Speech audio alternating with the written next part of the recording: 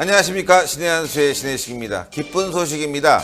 자유한국당 지지율이 최순실 사태 이후 최고치로 올라갔다고 합니다. 앞으로 계속 올라갈 것 같은데요. 더 잘해야 되겠습니다. 국민들이 그만큼 깨어나고 있다는 반증이고요.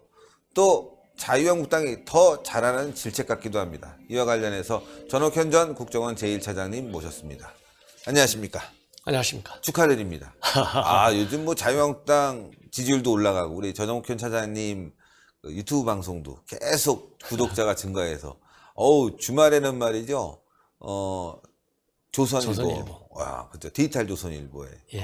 제일 인기 기사로 연 이틀간 많은 분들이 보셨습니다. 우리 신의 한수에서 이제 많이 이렇게 우리 신 대표께서 광고도 많이 해주셨고 아닙니다. 그만큼 이제 외교 안보 상황이 현재 굉장히 평화스럽게 예. 잘 풀릴 것 같은 상황으로 가는 것이 아니고 본래 그렇게 생각했는데 그 실망이다 보니까 다른 길로 가야 되는 거 아니냐.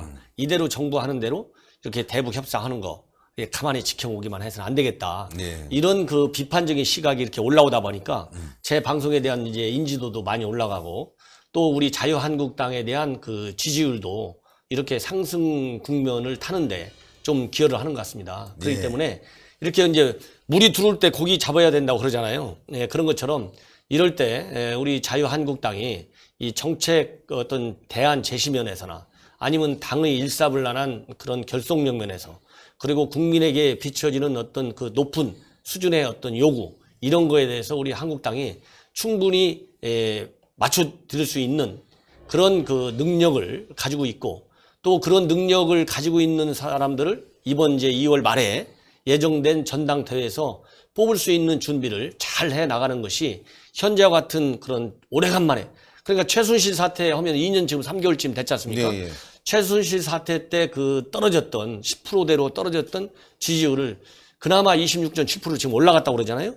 요 지지율을 조금 유지할 수 있는 그런 그 오래간만에 그 단비 같은 이제 소식이 이렇게 들려오는 거 아닌가. 조심스럽게 그렇게 일단은 평가할 수 있을 것 같습니다. 자, 이렇게 지지율이 올라갈수록 더 겸손하고 낮은 자세로 국민들에게 다가가야 되는데 이번 지지율 올라간 여러 가지 요인도 있지만 키워드들이 있다고 해요. 일단 손혜원, 경제, 황교안 요 키워드가 있다고 하는데 요 키워드 하나씩 좀 설명해 주시죠. 예, 그렇습니다. 이제 손혜원 사건 하면 우리 국민들도 이제 너무나 잘 아실 거예요. 네. 이 최순실 사건 이 사태보다 저는 능가하는 수준의 네. 그런 비리 의혹이다 그렇게 생각합니다. 네, 네. 왜냐하면 최순실은 그냥 민간인이잖아요. 이 사람은 헌법기관이에요. 그렇잖아요. 그렇죠. 대한민국 국회의원의 본질적인 가장 큰 임무는 자유민주주의와 시장경제 네. 그리고 공정한 그 법치 네. 이런 거에 앞장서야 될 사람인데 이 사람이 그 광주 거기다가 뭐 그 아파트 집 뭐 이런 거 상상을 초월하잖아요. 그러니까요. 그리고 명분도 그렇고 국가 예산을 거기다가 또 뭐 수천억 투입하여 쪽지 예산 뭐 온갖 상상이 가능한 의혹이 되는 비리는 일단 다 있다. 자기 아버지 독립유공자 이 사회주의자 하면 빨갱이인 거죠. 속된 말로 얘기하면 예. 그렇잖아요. 그러니까 그 언론에 나온 거 보면 광복 이후에 예. 그 행적이 약간 좀 명백하지가 않아가지고 그동안에 6번이나 할 때 안 해줬는데 자기 오빠가 전화 한 통화 갖고 된 거 아니겠어요? 그러니까요. 이런 거는 일반 국민들한테 얼마나 이게 상심스러운 일입니까? 그렇기 때문에 돈 문제에서부터 시작해갖고 본인이 얘기한 대로 자개장, 낮은 칠기, 자개 낮은 칠기가 이제 전통적으로 우리 조그마한 이 정말 문화 한 측면에 하나를 구성하고 있는 건 맞는데 네. 이렇게 개인 국회의원이 자기 취미 생활을 국가 운영하는 데까지 반영시키려고 한 거예요. 그렇잖아요? 네. 예, 이거는 말이 안 된다. 그렇기 때문에 바로 그래서 어제 자유한국당에서 국회에서 이런 비리, 적폐 이런 거를 갖다가 척결시켜야 된다. 그래서 이런 거가 일종의 권력보다도 더 높은 초권력형 비리가 아니냐. 그렇죠. 그래서 초권력형 비리 규탄 대회를 열고 이거는 반드시 특검이나 국정조사나 강력한 검찰 수사를 통해서 빨리 밝혀야 되겠다. 이런 행사를 자유한국당이 어제 대대적으로 했어요. 예. 제가 보니까 최근에 저도 그 당협위원장 서초갑 맡은 이유로 그런 규탄 행사가 있으면 빠지지 않고 갔거든요. 네네. 어제 뭐 거기 하여튼 뭐 꽉 찼습니다. 계단이. 네, 꽉 뭐 한 찼죠. 4, 5천 명 되는 것 같아요. 예. 입초 여지가 없었고 어제 날씨가 굉장히 추웠습니다. 네, 그럼에도 바람도 꽉 불고 찼습니다. 네. 그럼에도 불구하고 그 규탄의 목소리가 보통 강한 게 아니었어요.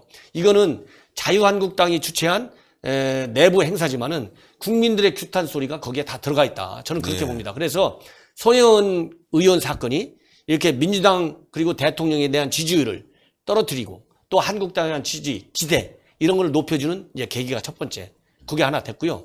두 번째 이제 키워드라고 본다면 이제 경제 상황이에요. 왜냐하면 1년 지금 반 이제 집권 3년 차 연도 보면 15, 16, 17, 18, 19년도니까요. 3년 차잖아요.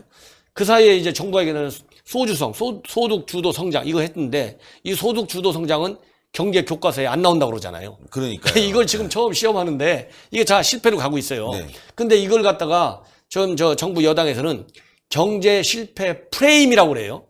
이거 자유한국당 수구 세력이 만들어낸 프레임이라고 하는데 이거는 우리가 이게 아무리 정치인이고 또 이 정부 여당이라 하더라도 이 경제는 다른 거하고 달라요. 네. 예를 들어서 비핵화 협상 이거 숫자로 정량화 시키기가 이게 쉽지 않습니다. 네. 그러나 경제는 한국당이 숫자화 시키는 거 아니에요. 그렇잖아요?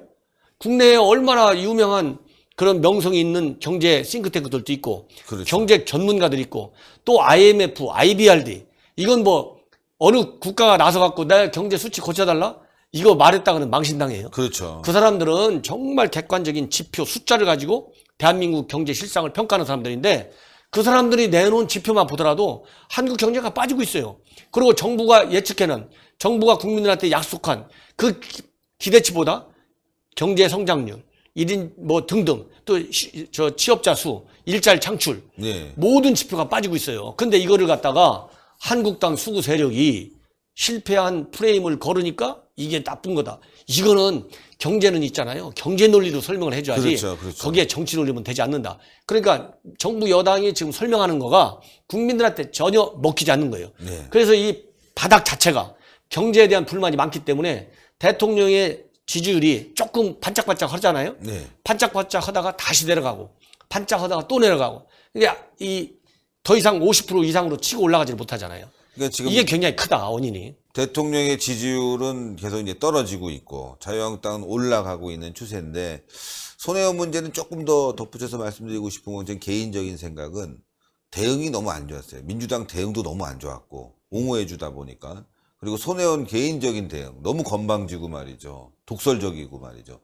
자기는 아무 문제 없고 그걸 제기한 언론만 문제 있고 이런 대응들이 굉장히 국민들에게 반감을 샀다라고 생각하기 때문에 이번 지지율이 계속 떨어지면서 경제는 뭐 당연히 문제가 있었던 것이지만 그 반사이드는 자유한국당이 손혜원 관련해서는 상당히 많이 가져간 거 아니냐 이런 생각이 드네요. 진짜. 예, 그렇습니다. 왜냐하면 특히 이제 아주 그야말로 그런 걸 뭐라고 그러죠? 손혜원 의원 사건의 그 핵심, 그 정점, 정말 국민들에게 극도의 실망감을 준 것은 기자회견. 민주당 기자회견인데 민주당 원내대표가 가고 또 거기 손혜원 의원은 원내대표 살살 어깨 두들기고 맞아요. 이거는 국민에 대한 배신행위나 마찬가지입니다. 그러니까요. 예, 그렇기 때문에 그게 뭐 정말 정점을 찍은 거예요.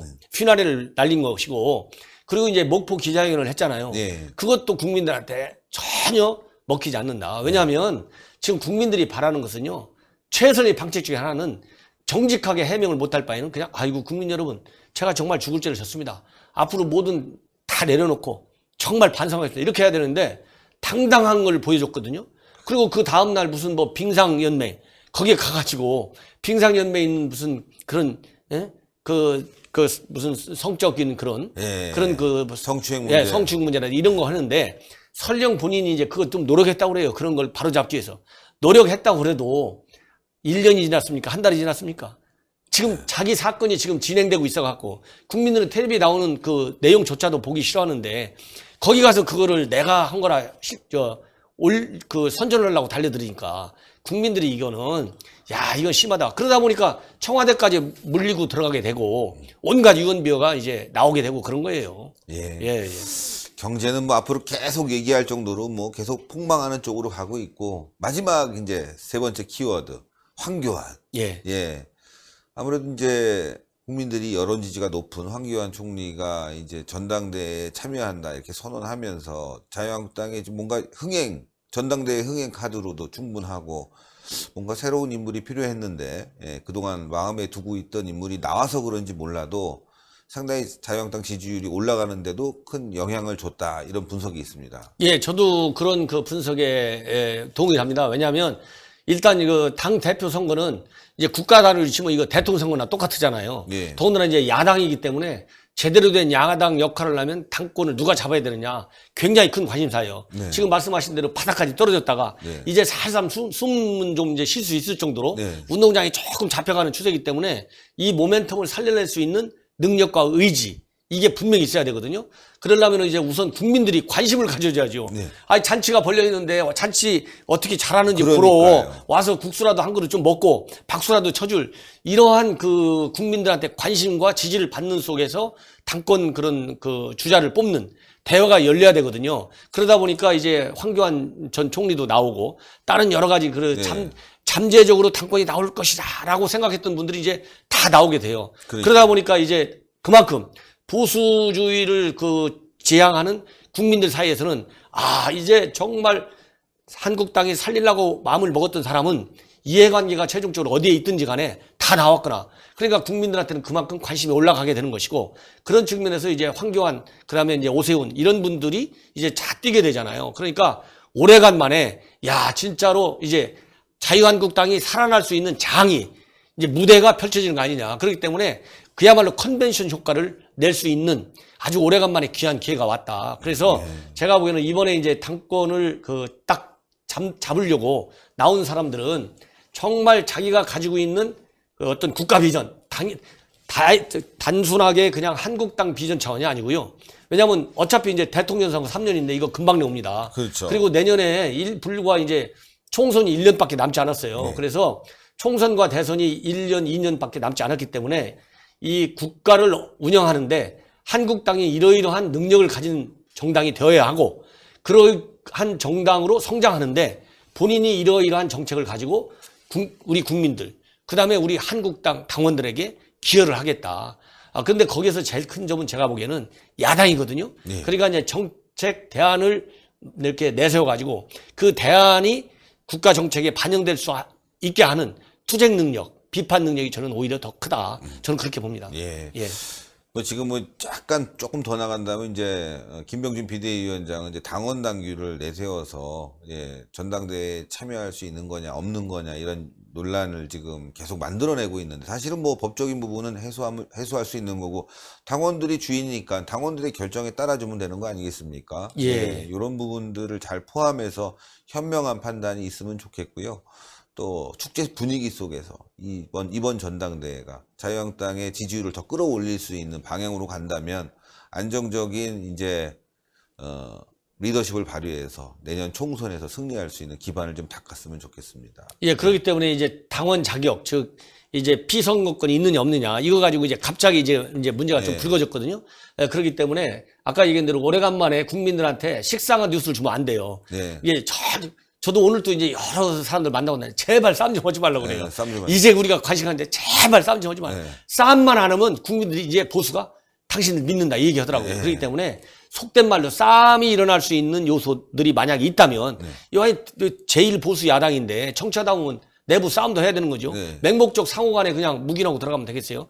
따질 건 따지되 잡음나지 않게. 차분하죠. 예, 차분나게 서로가 승복할 수 있게 이런 판을 만들어주고 그러려면은 우리 당내에 선관위가 지금 구성되어 있기 때문에 선관위하고 비대위에서 이 문제를 당연 당국에 입각하되 한국당은 이제 정치 조직이잖아요. 네. 그렇기 때문에 당헌 당규의 어떤 규정적인 측면과 현재의 정치적인 분위기 이 두 개가 상호 조화롭게 잘 발휘돼 가지고 오래간만에 이렇게 기울어진 운동장을 바로잡을 수 있는 이 기회를 놓치면 안 되겠다. 예. 그래서 빨리 당 선관위하고 비대위가 필요한 조치를 취해줬으면 하는 게 제 생각입니다. 예, 아유 너무너무 감사드립니다. 네. 전혁현의 안보정론 여러분들 많은 시청, 많은 구독 부탁드리겠습니다. 감사합니다. 네. 예, 그렇습니다. 예, 당원들이 주인되는 정당이 돼야지만이 국민들에게 지지를 받을 수 있는 거겠죠. 예, 김병준 비대위원장은 다른 데 보지 말고 당원들의 의중을 잘 따르면 될 것 같습니다. 자유한국당 지지율이 올라가는데 어떠한 요소가 있는지를 잘 판단해서 당원들이 이렇게 생각한다. 그 방향으로 가면 맞는 거죠. 이제는 자유한국당 또 홍준표 전 대표도 참여할 예정이니까요. 아마 더 올라갈 것 같아요. 홍준표 대표 나오시면 이렇게 참 인기 스타들이 쫙 가면 말이죠. 분위기 좋아지면서 내년 총선에서 승리할 수 있습니다. 누가 당대표가 되느냐도 중요하지만 내년 총선 또 있을 대선, 대한민국을 살릴 수 있는 정치 방향으로 간다면 얼마나 행복하겠습니까? 여러분들은 다 그 길에 나서야 될 거라고 생각합니다.